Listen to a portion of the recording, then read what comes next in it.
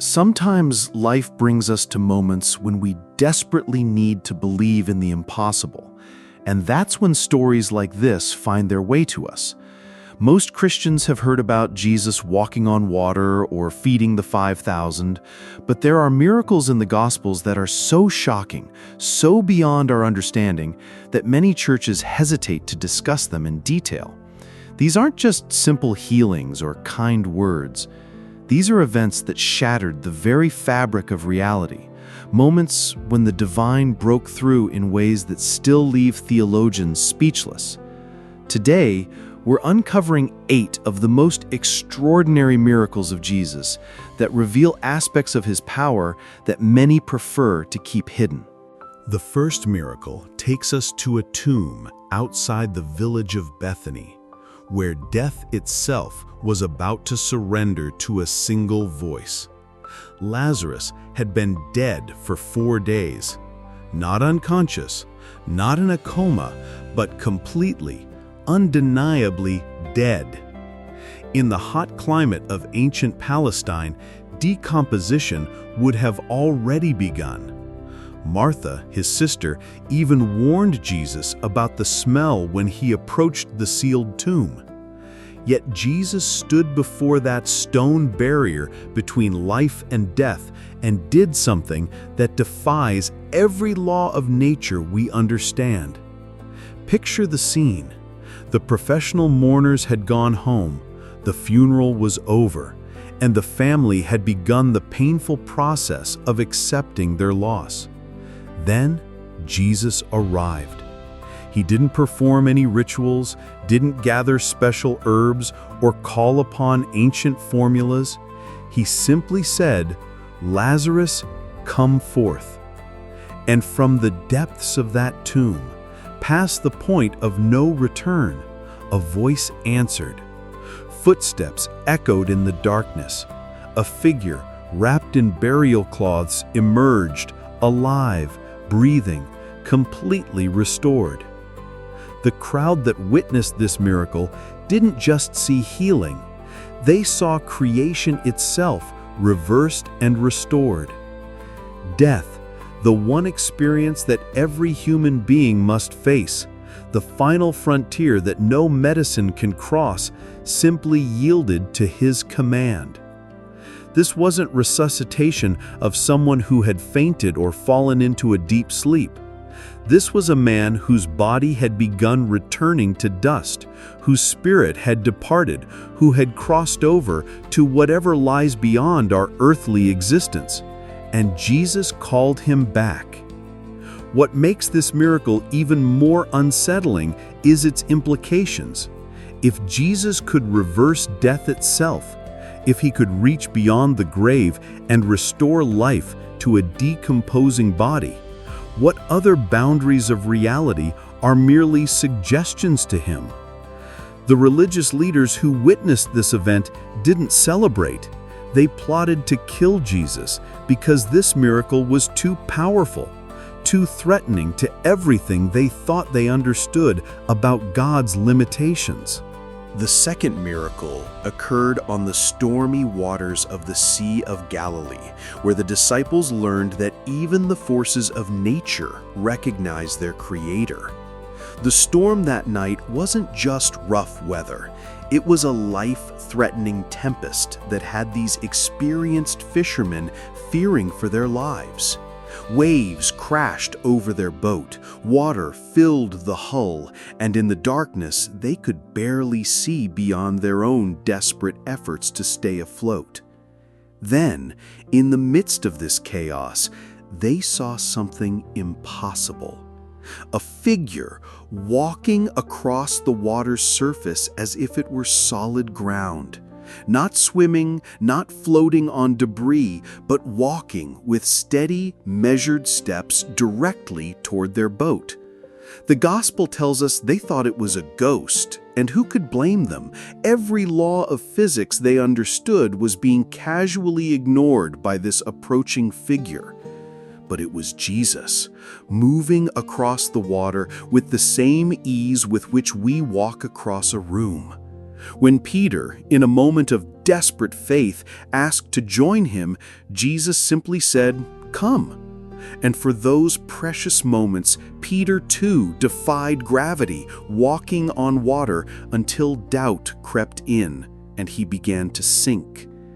Jesus caught him immediately, but the lesson was clear. The natural world operates by different rules in the presence of the divine. What the disciples witnessed wasn't just a suspension of natural law. It was a demonstration that Jesus operates from a realm where our understanding of impossible and possible simply doesn't apply. Water became solid ground beneath his feet, not through some scientific trick or illusion, but because matter itself responds to its creator's presence.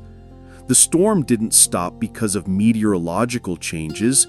It ceased because the one who spoke the universe into existence commanded it to be still. The third miracle takes us to a wedding celebration in Cana, where Jesus performed his first recorded miracle in a way that still puzzles believers and skeptics alike. The wedding feast was running out of wine, a social disaster that would have brought shame upon the host family for generations. In that culture, hospitality was sacred, and to run short of provisions for your guests was a humiliation that could affect your family's reputation permanently. Jesus' mother came to him with this problem, and initially, he seemed reluctant to act. "My hour has not yet come," he told her. But Mary, with the confidence of a mother who knows her son's heart, simply told the servants, "Do whatever he tells you." What Jesus did next wasn't just providing more wine. It was reorganizing matter at the molecular level. He instructed the servants to fill 6 stone water jars with water. Not wine, not grape juice, but ordinary water drawn from the well. These weren't small containers. Each jar held 20 to 30 gallons, enough water for a small swimming pool. Then, without any ceremony, without any visible process of fermentation or mixing, Jesus told them to draw some out and take it to the master of the feast. The water had become wine. Not just any wine, but wine so exquisite that the master of the feast marveled at its quality, wondering why the best had been saved for last. This wasn't a gradual transformation or a sleight of hand. In an instant, H2O became a complex organic compound with sugars, acids, and alcohol in perfect balance. The very atoms rearranged themselves at his command. What makes this miracle particularly striking is its apparent frivolity. This wasn't healing the sick or feeding the hungry. This was preventing social embarrassment at a party. Yet, it reveals something profound about Jesus' character and power. He cares about human joy, about celebration, about the small moments that make life meaningful. And his power operates just as easily in moments of celebration as in moments of crisis. The fourth miracle brings us face to face with the reality of spiritual warfare in a way that most modern Christians find deeply uncomfortable.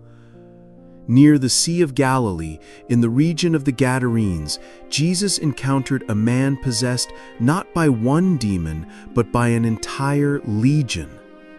The man lived among the tombs, naked, violent, completely lost to any semblance of normal human existence.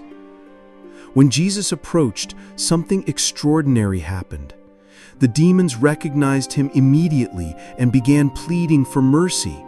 Not the man, but the spiritual entities that had taken control of his mind and body. They knew exactly who Jesus was and trembled at his presence. "What have we to do with you, Jesus, Son of the Most High God?" they cried out. "We beg you, do not torment us." Jesus asked the demons their name, and they replied, "Legion, for we are many." In Roman terms, a legion consisted of thousands of soldiers. This man wasn't just possessed, he was a battlefield where thousands of evil spirits had taken residence. Yet when Jesus commanded them to leave, they didn't resist his authority. They couldn't.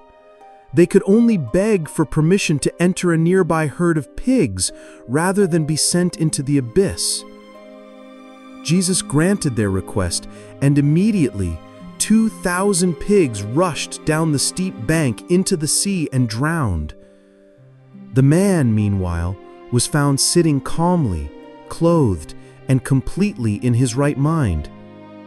Years of torment ended in a single moment of divine intervention. The spiritual forces that had destroyed his life for so long simply evaporated at Jesus' command. What's particularly unsettling about this miracle is how it reveals the reality of spiritual warfare that most people prefer to ignore. The demons weren't metaphors for mental illness or primitive explanations for psychological disorders. They were real, intelligent, malevolent beings that recognized divine authority and had no choice but to submit to it. The townspeople, rather than celebrating this miraculous deliverance, actually asked Jesus to leave because his power made them uncomfortable. The fifth miracle demonstrates Jesus' ability to heal not just bodies, but the social structures that define human worth and belonging. A woman who had suffered from continuous bleeding for 12 years approached Jesus in a crowd. According to Jewish law, her condition made her ceremonially unclean, which meant she couldn't participate in religious life, couldn't marry, couldn't even touch another person without making them unclean as well. For 12 years, she had been a social outcast, spending everything she had on physicians who couldn't help her. The gospel tells us she had suffered much under many doctors and had grown worse rather than better. She was financially ruined, socially isolated, and physically deteriorating. Her condition had stolen not just her health, but her place in society, her relationships, and her hope.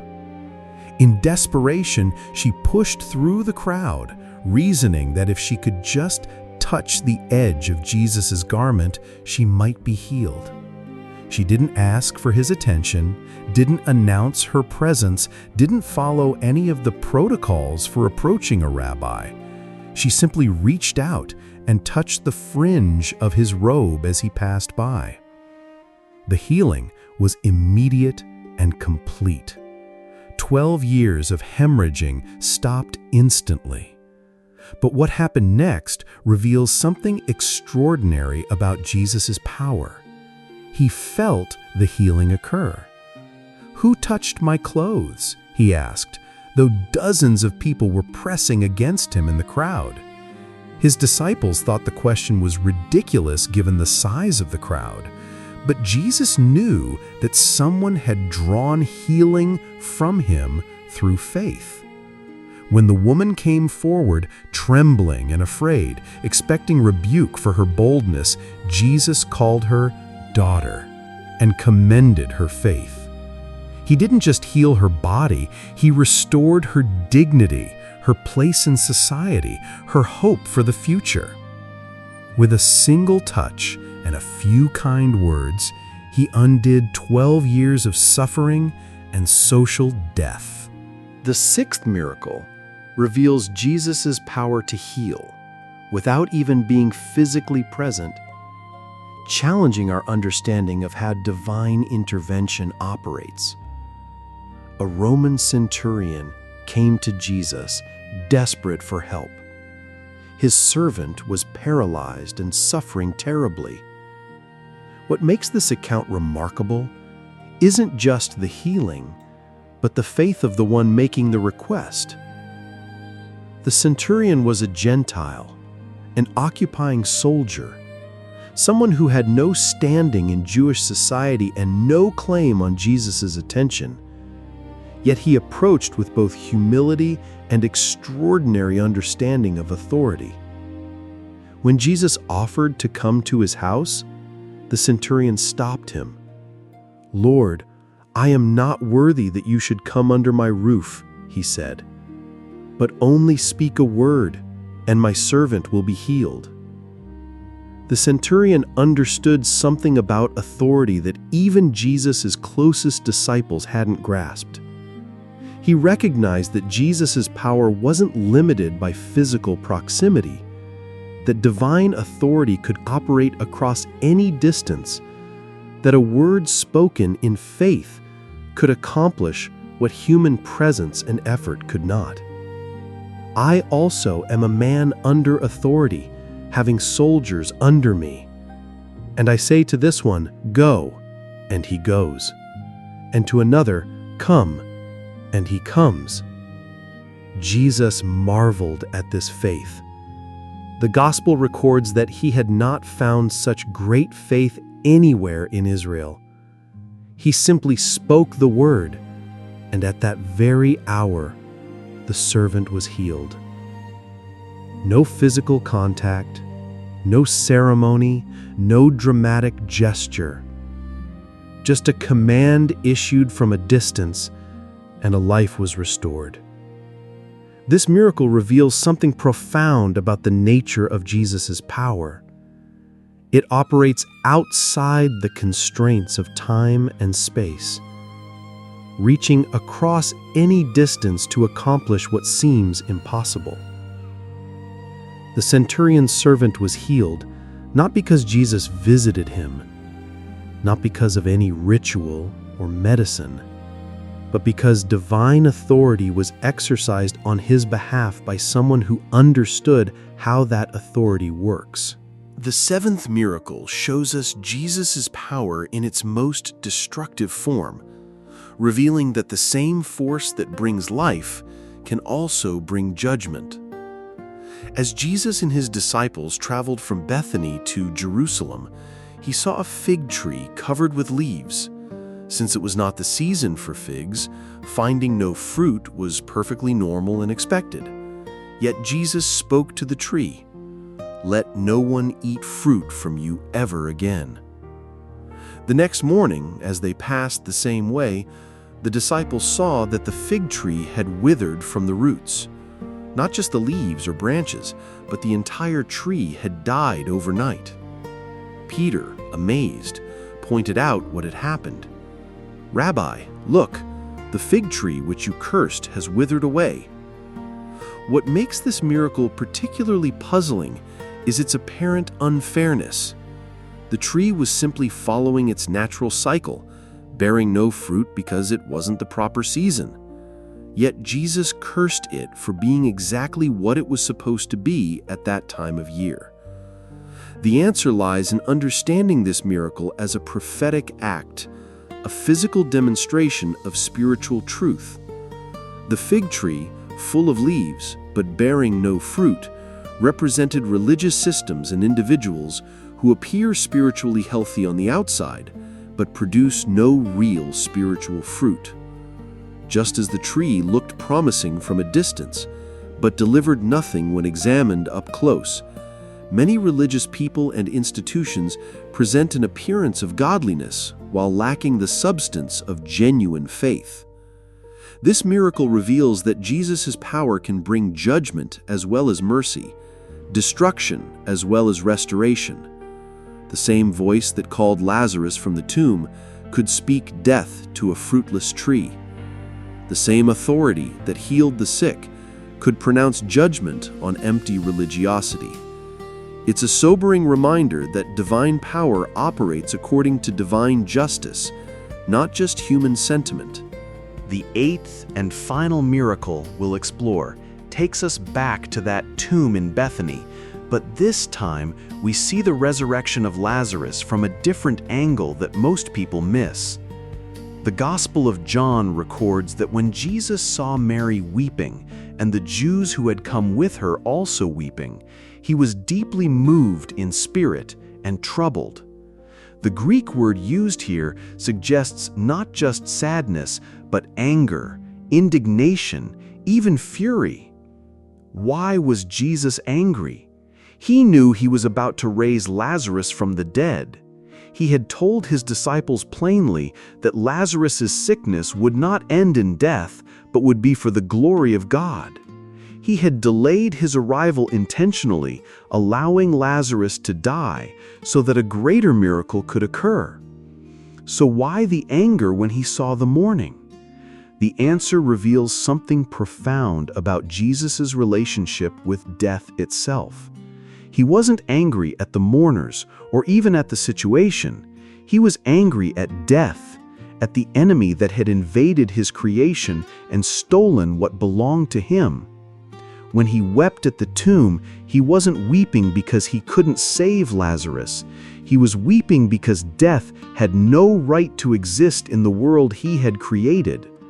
What the onlookers witnessed wasn't just a resurrection, it was an invasion. Jesus entered death's territory and reclaimed what death had stolen. He didn't negotiate with death or overcome it through struggle. He simply ignored it, treating it as the temporary intrusion it really is. When he called Lazarus forth, he was demonstrating his ultimate authority over the last enemy that will be destroyed. This miracle reveals that Jesus' power isn't just greater than death, it makes death irrelevant. In his presence, the finality of death becomes temporary. The permanence of the grave becomes provisional. The victory of death becomes an illusion. This is why the religious leaders plotted to kill him after this miracle. They recognized that someone who could casually reverse death itself threatened every power structure based on fear, control, and the assumption that some things are impossible. These 8 miracles reveal aspects of Jesus' power that go far beyond simple healing or provision. They show us someone who operates from a realm where our categories of possible and impossible simply don't apply. Matter reorganizes itself at his command. Distance becomes irrelevant to his authority. Time bends to his will. Death itself becomes temporary in his presence. Perhaps that's why these miracles aren't discussed as often in comfortable church settings. They're too powerful, too unsettling, too beyond our ability to reduce to nice moral lessons or inspirational thoughts. They force us to confront the reality that we're dealing with someone whose power operates on a scale we can barely comprehend. But here's what these miracles ultimately reveal. This same Jesus, with this same power, is available to us today. The voice that called Lazarus from death still speaks. The authority that made demons flee still operates. The power that healed across distances still reaches into our circumstances. The love that transformed water into wine still cares about our joy and celebration. These aren't just ancient stories about someone who lived long ago. They're invitations to believe that the impossible is still possible, that our circumstances aren't final, that there's always room for one more miracle. Throughout history, countless individuals have discovered that the same power demonstrated in these 8 miracles is still active, still transforming lives, still breaking through the barriers that seem insurmountable. The question isn't whether Jesus still has this power. The question is whether we have the faith to believe it, the courage to ask for it, and the wisdom to recognize it when it appears in our lives.